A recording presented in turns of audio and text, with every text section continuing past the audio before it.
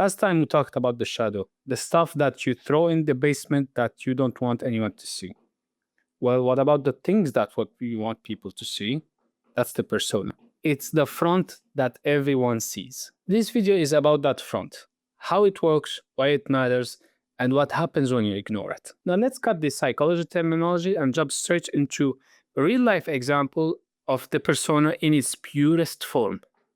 LinkedIn. There, you see fake CEOs preaching about leadership.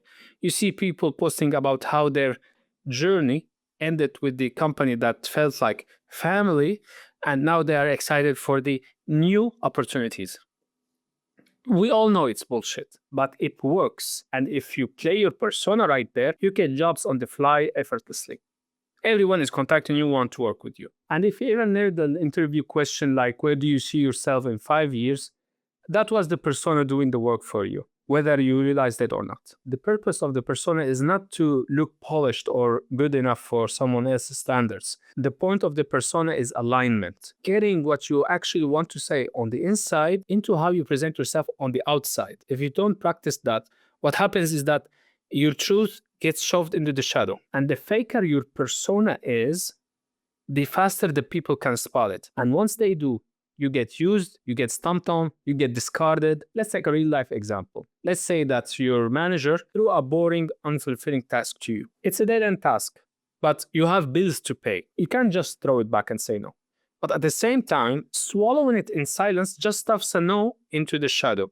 And what happens is that this no starts twisting your thinking. Because the task is boring, you might say, I'm not good enough to do bigger, important tasks. And maybe you create resentment for the work and you say, maybe work must be always enjoyable. So I'll make sure I only work stuff I enjoy. And if I don't enjoy this, something is wrong with me or in the job. And now you see the shadow starts to distort reality. And so expressing fully is explosive, but not expressing is also very costly.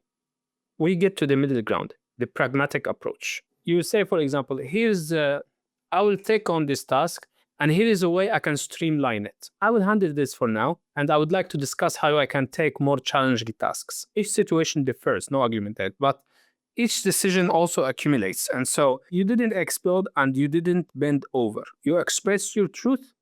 Now your shadow is way lighter for the future. It moves you forward. And like doctors say, best cure is not getting sick, because doing the shadow work is extremely hard process, but not feeding the shadow is way easier. And now the persona is a weapon that works for you. Now, if we divide the persona elements into 5, we can easily identify what we can do pragmatically in order to express our truth without risking logistics, without cutting ties, and at the same time, not feeding the shadow truths that need to be expressed. Now, let's start with the first 2. And then we'll take another part to talk about the rest. The first is language and framing. Say what you mean, but in a way that can't be used against you. For example, instead of saying to a rude colleague, what the hell are you doing? You can say, this behavior is not acceptable. I will forward this interaction to like the next in chain of command. Something like that. And of course, it takes practice. You can't just do it on the fly from first try.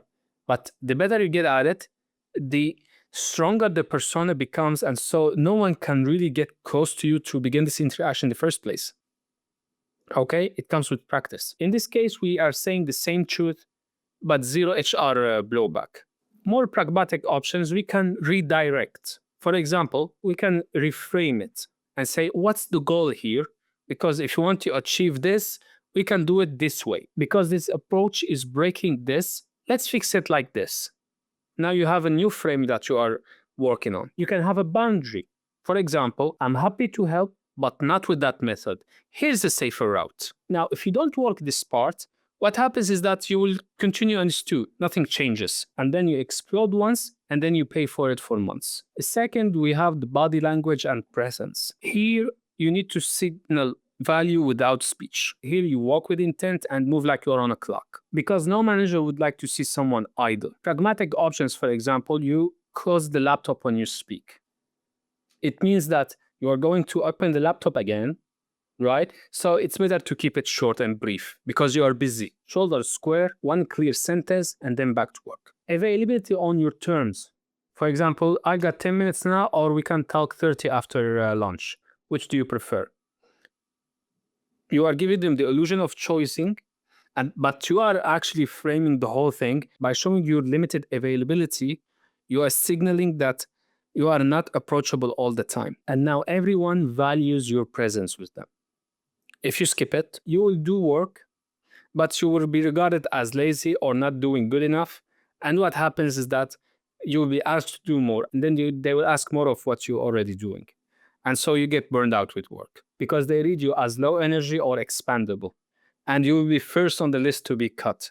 Perception alone can put you on the cut list. There are also three more elements that decide whether you get respect or people walk all over you. In the second part, I will show you how to use them and how you turn your persona into a weapon instead of a mask. That's it for me now. Goodbye.